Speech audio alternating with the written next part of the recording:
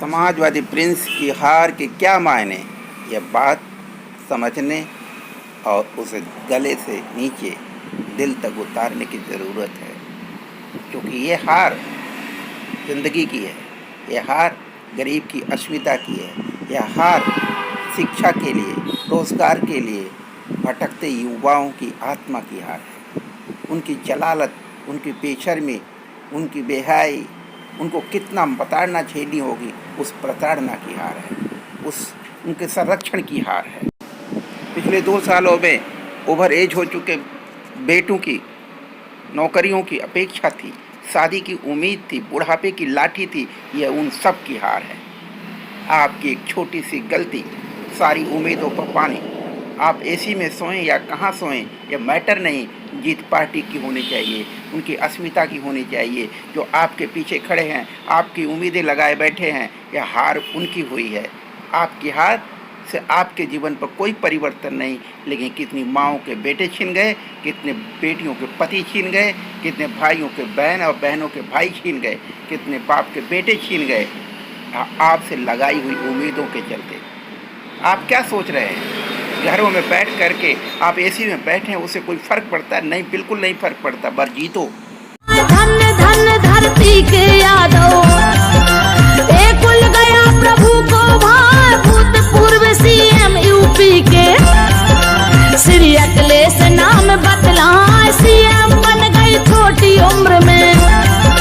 यादव कुल में जन्मे आए, श्री मुलायम से पिता है, रहे मुख्यमंत्री बदला, रक्षा मंत्री रहे देश के। क्योंकि हमारी पार्टी के नेता संगठन के लोगों ने कहा कि आपको आने की जरूरत नहीं, हम जीत जाएंगे चुनाव।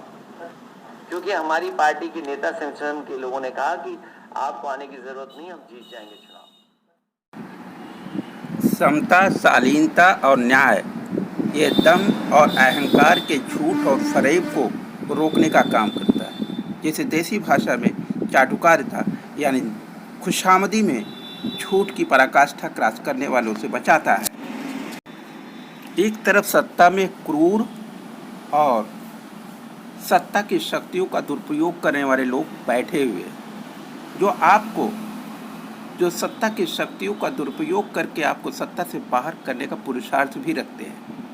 वहीं विपक्ष में कुछ आस्तीन के सांप हैं जो खुद आपको गिराना और पटकना चाहते हैं।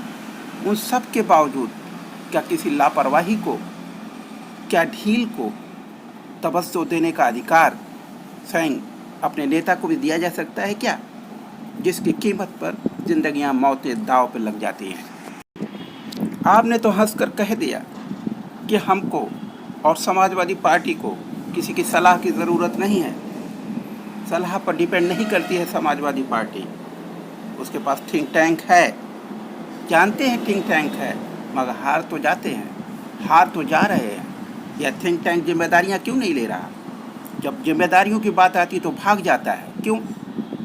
जब हार की जिम्मेदारियां नहीं ले सकते तो जीत का गौरव कैसे पताका अपने सर पे बांध सकते हैं? जीत की टोपी इनकी, हार की टोपी किसी और की, बिल्कुल नहीं चलेगा। भैया जी, ये समाजवादी पार्टी आदरणीय नेताजी की अपेक्षाओं का सृजन है। इस सृजन की मर्यादा यही है कि आप पार्टी के लिए, नेताजी की उम्मीदों के लिए, उस जनता, मासूम जनता, बेचारी, बेबस, लाचार, जिनकी आबादी 95% है, वो सिर्फ और सिर्फ आज की डेट में पूरे उत्तर प्रदेश की जनता किसी से अपेक्षा कर सकती है, तो वो आप हैं।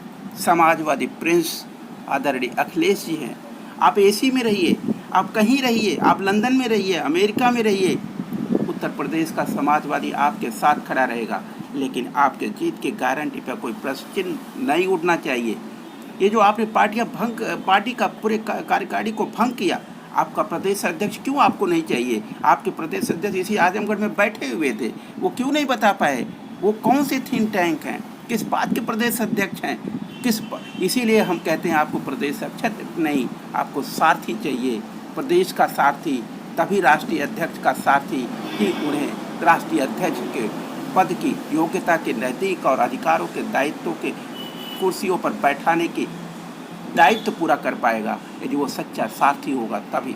मगर आप तो अपनी दोस्ती का दम निभाने पर लगे हुए हैं।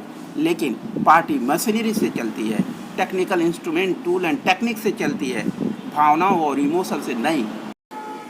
फिर भी भैया जी, यदि आपको हमारी बात बुरी लगती है तो हम अपने सारे शब्द वापस लेते हैं, आपको मुबारकबाद देते हैं कि आप जीतते रहिए अपने पूरी दम्भ के साथ, अपनी योग्यताओं के साथ, अपनी दम्भी नेताओं के साथ।